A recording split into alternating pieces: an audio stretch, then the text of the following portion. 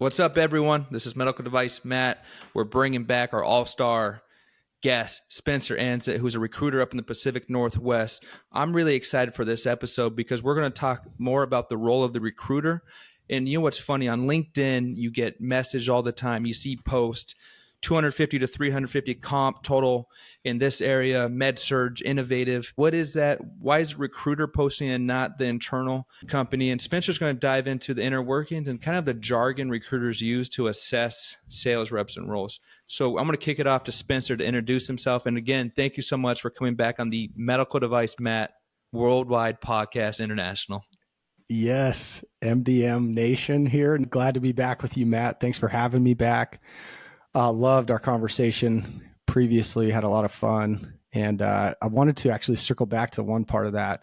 You know, we talked about more emphasis on the getting inside, and this is going to be more of a chat with kind of current tenured reps, but loved your story and just kind of a shout out to the networking component of how originally your contact at Medtronic was an engineer who spoke at an event that you were just going to support your buddy and go to this event. And that turns out you get to network with that person, and that helps you land a Medtronic job. So I think super important to just help people, be generous with your time.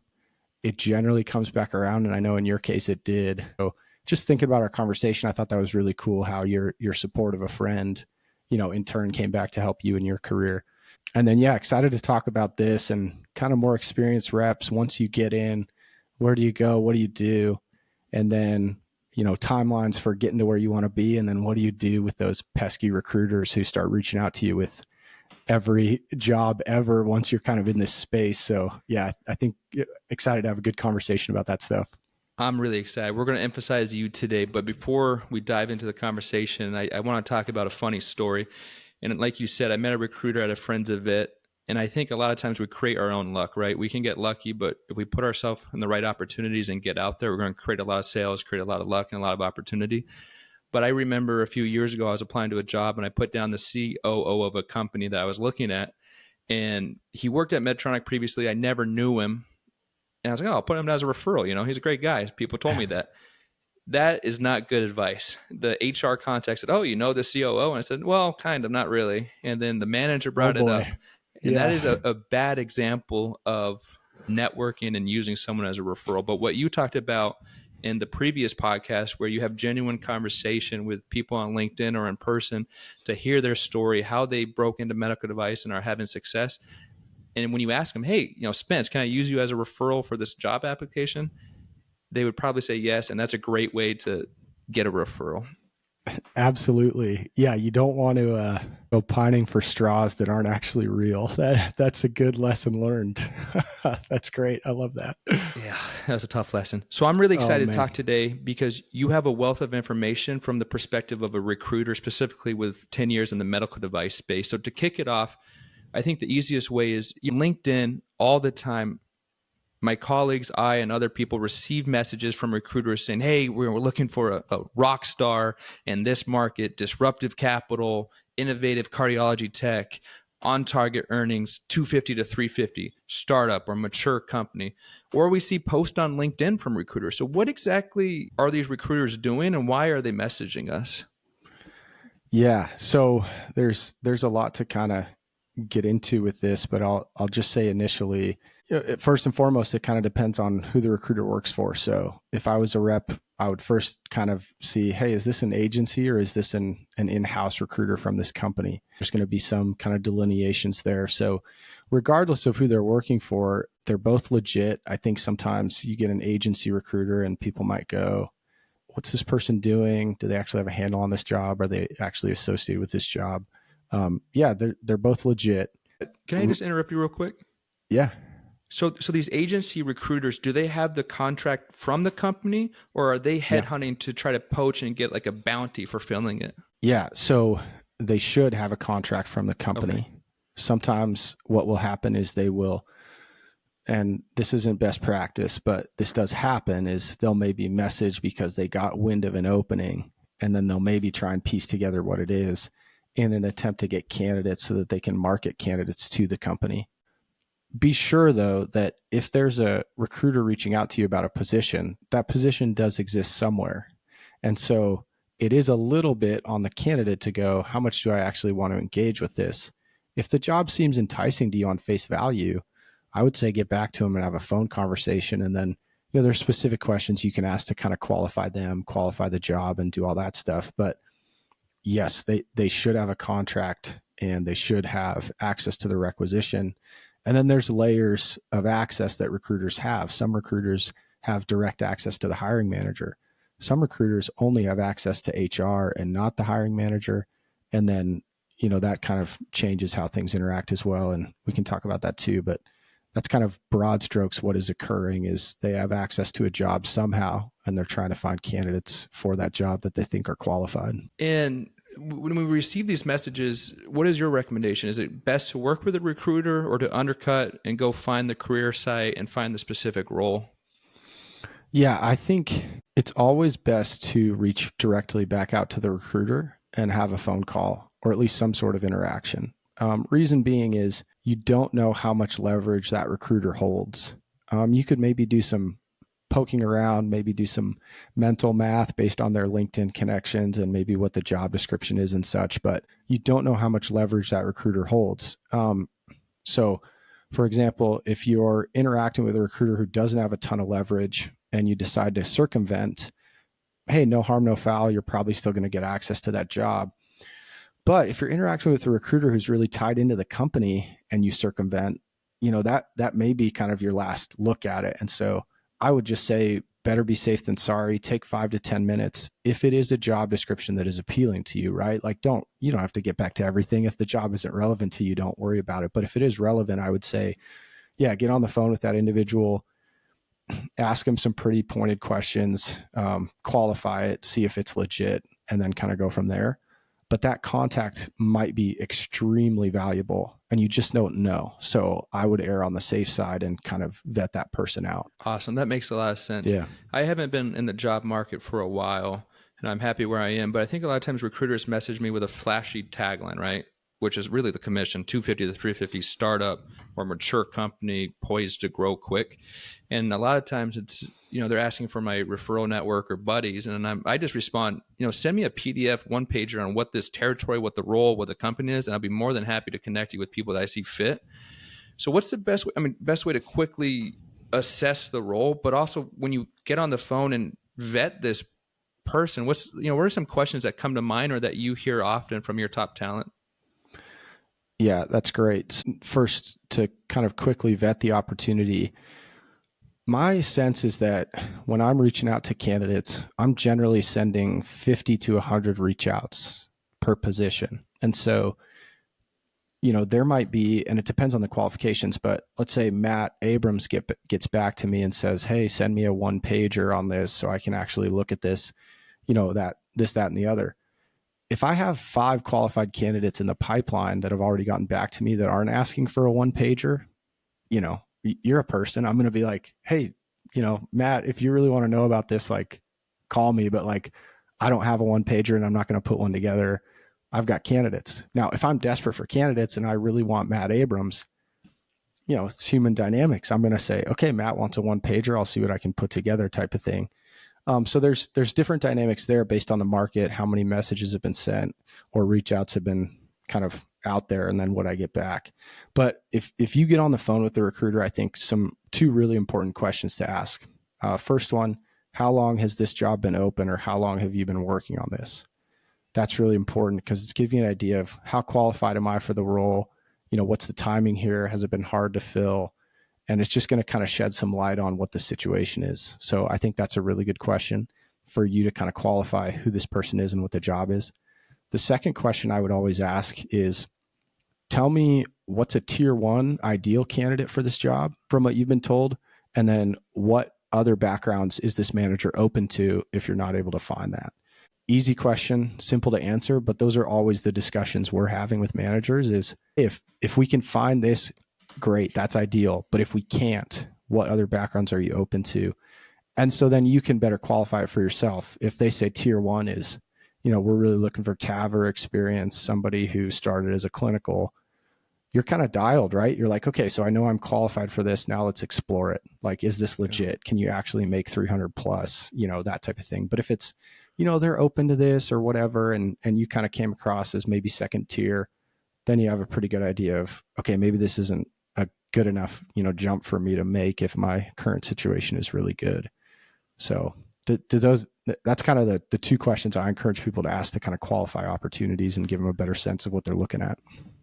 Yeah, and that makes a lot of sense. And to dig into that a little bit is I don't want to say recruiting is a numbers game, but you got to assess your candidate pool and see who's interested. And if it's early on, there's a lot of messages going out, and the recruiter and the company are vetting their top talent of who they'll think will do well, right? So understanding if the Yeah, job's been posted or where you are in the rankings helps you understand sometimes when recruiters don't return a message or you don't get the interview, it's because they might be working with, a chosen six to try to get through the final interview.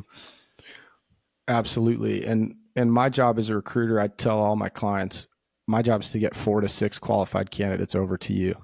And so if I'm sending 50 to 100 messages, and let's say on a good day, I get, 15 to 20 of those responded, you might have gotten back to me 2 days late and I've already got 4 to 6 qualified candidates that I really like. I should still get back to you. Hopefully I don't just, hey, sorry, but it's just a little different timing wise. So that's Yeah. a dynamic to it as well. Yeah, and I imagine what's hard is there's a lot of information you got to sort through and fish, right? You might have reps say yes, even though they're not interested, or they just want to pull the market and use the information to pit it against someone else. But I mean, how honest can you be in these conversations? For example, if I was I think the issue is a lot of reps get message, they feel like they're the hot candidate for a day or two, they follow up next week, and then things have tapered off, and there's no communication. And it would be great if Mm-hmm. it just said, "Hey, Matt, we talked to you. We found some great candidates with experience. You don't have experience. Please stay in touch for the future. Keep an eye on job postings." But how do you recommend reps kind of get into that, number one seat? I mean, it sounds like being quick to respond, letting the agent know that you're interested, getting on the phone and expressing not through just a LinkedIn message or text that you're interested, but genuinely conveying that you're interested in this role. Yeah, that's great. Yeah, if there's a role that a message comes across or an email comes across and you're interested, timing is really important. Now, that's all dependent on the market and what it's going to bear. And that's also a component that every recruiter is engaged in at the beginning is market discovery. We're trying to Mm-hmm. figure out, okay, I've been given this job order. They want X experience for X amount of money. I have my inclinations for if the market is going to bear that out or not, but I don't know until I've reached out to people. So sometimes you'll get a message and you're like, how off the wall is this? And you're part of market discovery for that recruiter. Now they should have a pretty good idea of what's out there, but still you don't know until you get feedback from the market. So, Yeah. hey, go find me a TAVR rep for 220 at plan or whatever. Yeah. Okay, I'll try. There, whatever it is, right? And so there's market discovery that's at play always that the recruiter is engaged in. But the timing thing is important to circle back on that because, yeah, if I get candidates right away, I'm going to work with who's interested. And Mm-hmm. that's why a phone conversation is important too, because despite what people may think about us, I actually want to get to know you, right? I don't just want a resume. I want to get to know Matt. I want to get to know his background. I want to get to know what motivates him. I want to get to know, and this be a separator between recruiters. So what I really want to know is when you see a posting on LinkedIn or the forums, or you receive a message or a call from a recruiter, how can you be top of mind and let the recruiter know that you're interested in this role and you want to proceed to the next step and that you're not just a number or a cold lead?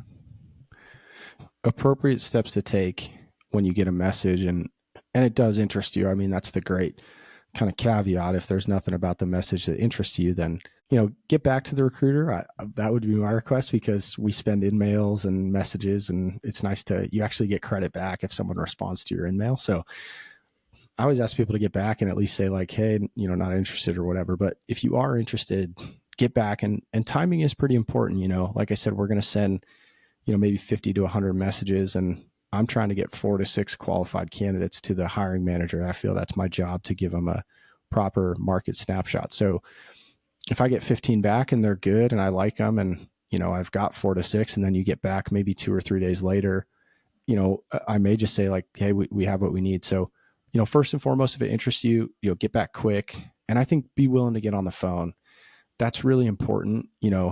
maybe, contrary to popular opinion, I'm not just here to just, shove resumes towards a manager. I want to get to know my candidates and I want to build trust with the candidate. And I really want to know what you're looking for. Hey, what motivates you?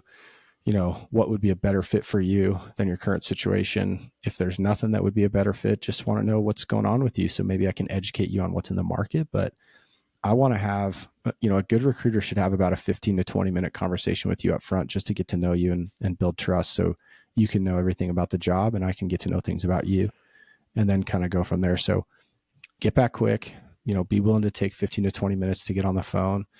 And then I think if there's genuine interest level, then communicate that and send a resume.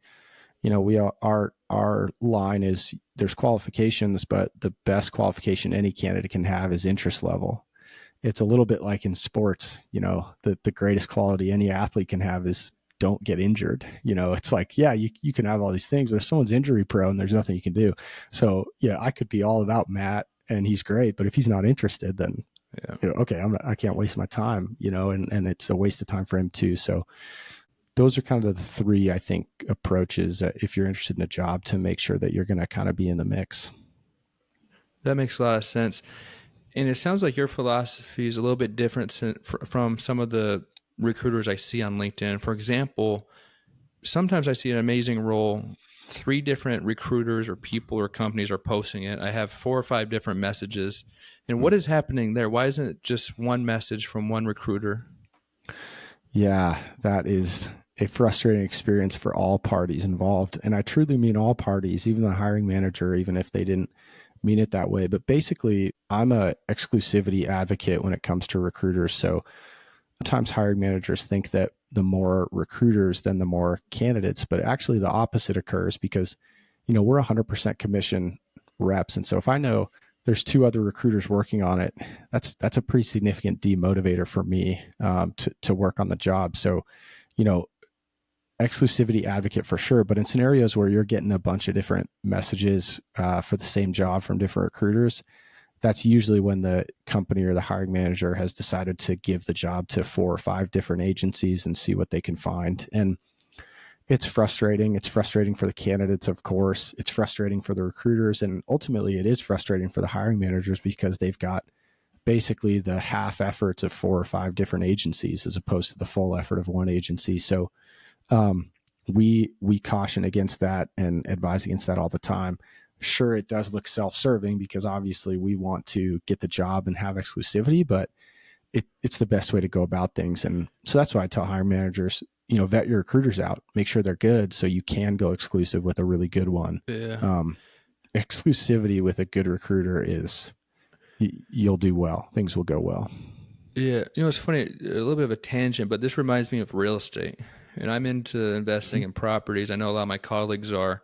And there's 2 thoughts. You could go ask 5 agents to represent you, but it's probably going to be 20% effort. They're just going to forward and play the numbers game. Or what I like to do is have one really good agent that's going to go to bat for me all the time, ask me what I need, do all the work, hustle, because he knows when I purchase a house, it's going through him and he's going to get the commission. He's not being pitted against 4 or 5 people. And it sounds like for you and your philosophy is that you're valuing the company and the manager's time. You have a system and process in place where you have a large network given today's internet and the ability to curate a large network so you can reach a lot of candidates, and you have a process that respects the candidate. You could vet them, pitch the role, and curate it down to a really talented list for the hiring manager where you're getting to know the candidates, and the candidate or the hiring manager knows that you are bringing candidates that fit the culture and the brand of that company, and you put people in a place to succeed. Matt, I'm going to bring you on my next sales call. You couldn't have pitched our services better, but yeah, that's exactly right. That's my system. That's how I think it should be done. And it is like real estate. We get compared to that industry quite a bit, but yeah, having one broker, one recruiter who has your best interest in mind is really helpful. And I say, sometimes that broker doesn't deliver, right? Like I'm sure you've worked with somebody who you love and it's like, man, things just aren't happening this time or maybe in this market. So the 2 things I say is one, if something's not happening, you know, maybe check your own market expectations and ask that broker, what are we missing here? Like, is the price too high? Are our expectations for how many, bath and beds we can get for this too high? There's something off, right? The market isn't lending what you want it to lend. So then it's a conversation with that expert who has been spending 2 weeks or so looking at the market. Hey, what are you seeing? What's off? What's not compelling about this? Same thing with the recruiter. So that's the first thing. If it's not hitting, hey, let's adjust expectations here maybe, or what are things we can give on. Have a good conversation and treat the recruiter like they're a consultant, because that's what I feel like I am. I'm spending all the time doing market discovery. I can give you some pretty good data of what's out there. The second thing I say is give me 2 weeks. And then if I haven't done my job in 2 weeks, go ask somebody else. I think that's Yeah. totally fair. I don't need exclusivity for eternity, but you certainly want exclusivity just within the same pockets of time. 2 weeks here, 2 weeks here. If you go through 3 different recruiters, though, then I sort of go, you might need to change your job expectations a little bit. But that's the Yeah. process I lay out for people. Yeah, and that makes sense because you establish a relationship with a manager and you know their culture, you know their territory they're covering, what people do well, right? And you've been in medical device for 9 years. So if you work with a manager for 9 years and you know what she wants in candidates, you have a great relationship. And I think what was Yeah. confusing for me in talking last time and today is a recruiter, you're not, if I say, hey man, Spence, I need a job right now, can you help me get a job? That's not Yeah. what you're doing. What you're doing is you're working with companies and managers to fill a role. And you could place people and you have a great network, but you're finding the best talent and putting them in a position to apply to this role. And I think for me and a few people, I think the misconception was that you're almost a career coach, right? But Yeah. you do offer a full service. You're going to listen, you're going to see if this is the right role, understand what drives that sales role or sales rep, and see if it's a qualified lead. But you're not a career coach. And I think full circle, that's what I'm finally realizing today. Yeah. And there's certainly some recruiters out there that they'll call themselves candidate based. And so they Mm-hmm. will work with candidates and sort of go that route where, hey, I find really good candidates and then I market them to companies. That is out there. But the reality of the situation is, unless that recruiter has a contract with a client, there's no assurances you're going to have that that person marketing you is going to be able to get the job done. So you're exactly right. Candidates reach out to me and say, can you get me a job? And I just say, I don't know, but I think it's my job. And this is just something that I think good recruiters should do is I give candidates information. I'll talk to them. You're building your network and you're trying to help out.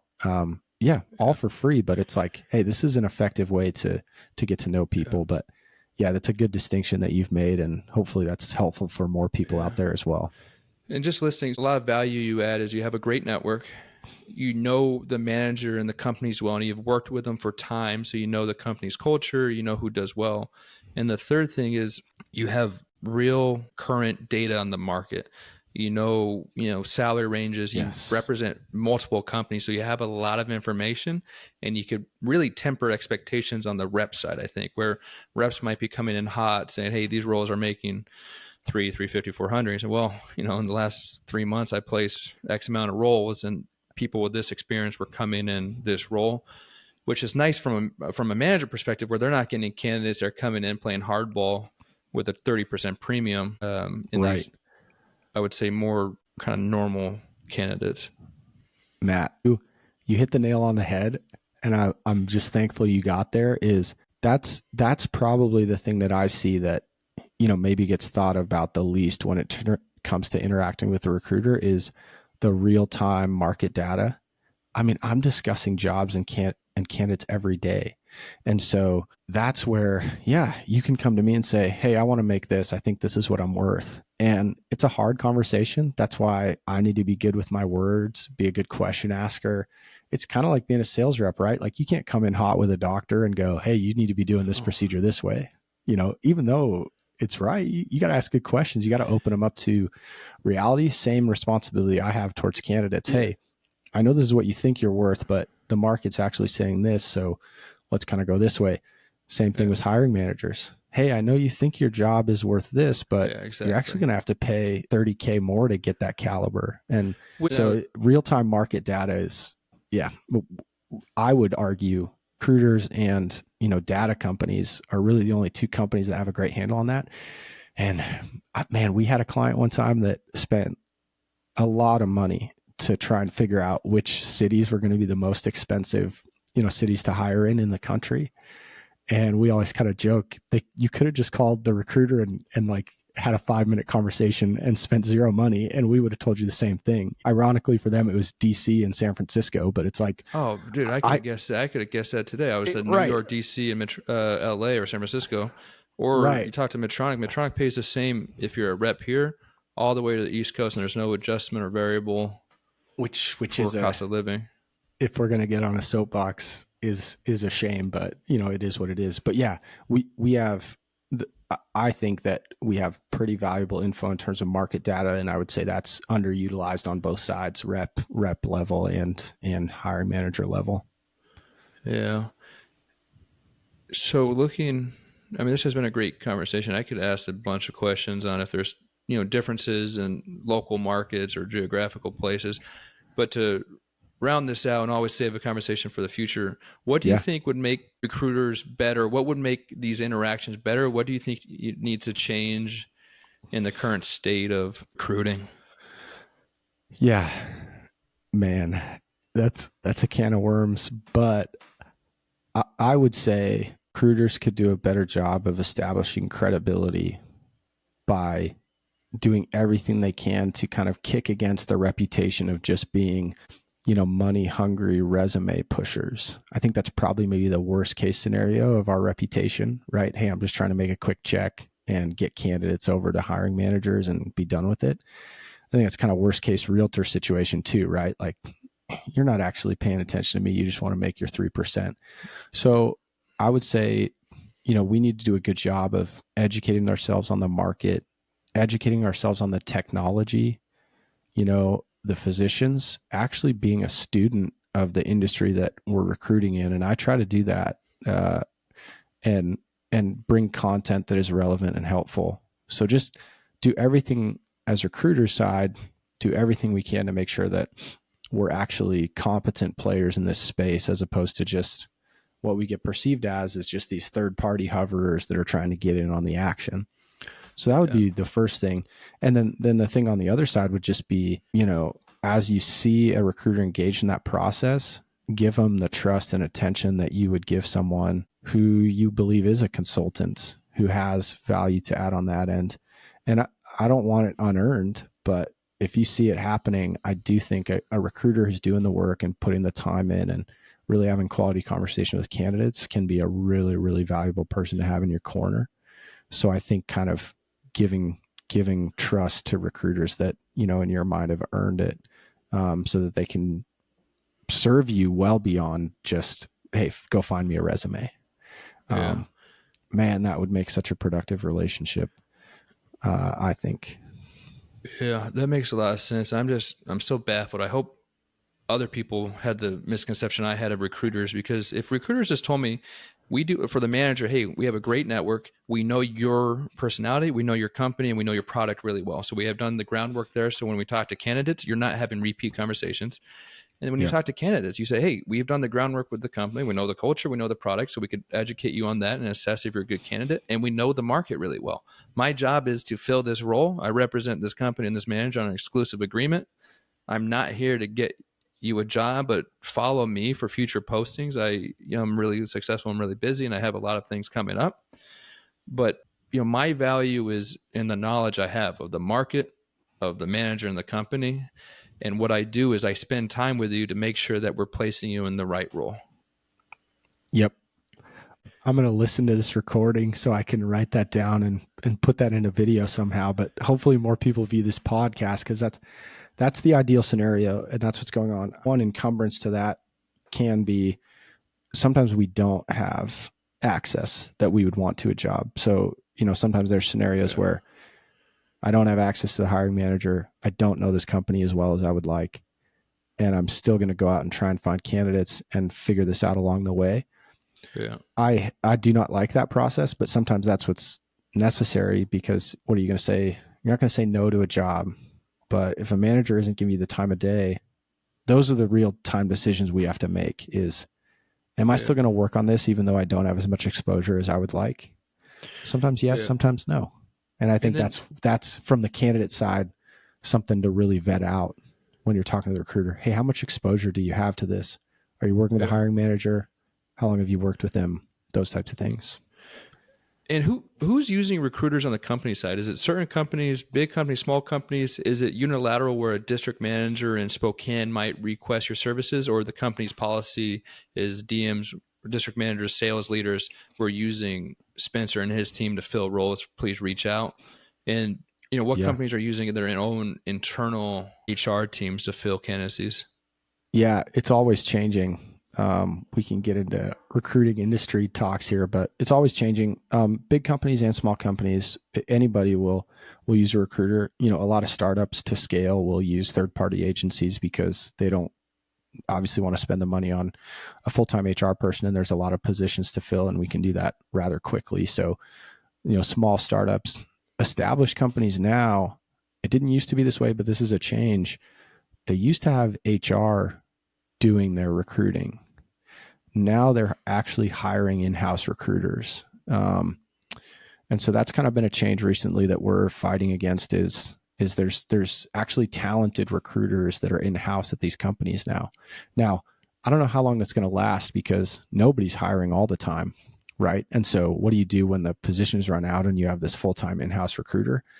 I'm not really sure. So we'll kind of see how that plays out in the next couple of years. But there's been a lot of agency recruiters that I see that have gone in house, mostly for the stability, and they're doing well. They're good Yeah. recruiters. They know how to get talent, and so we'll see how that plays out. But um, that's kind of a little bit of the dynamics there.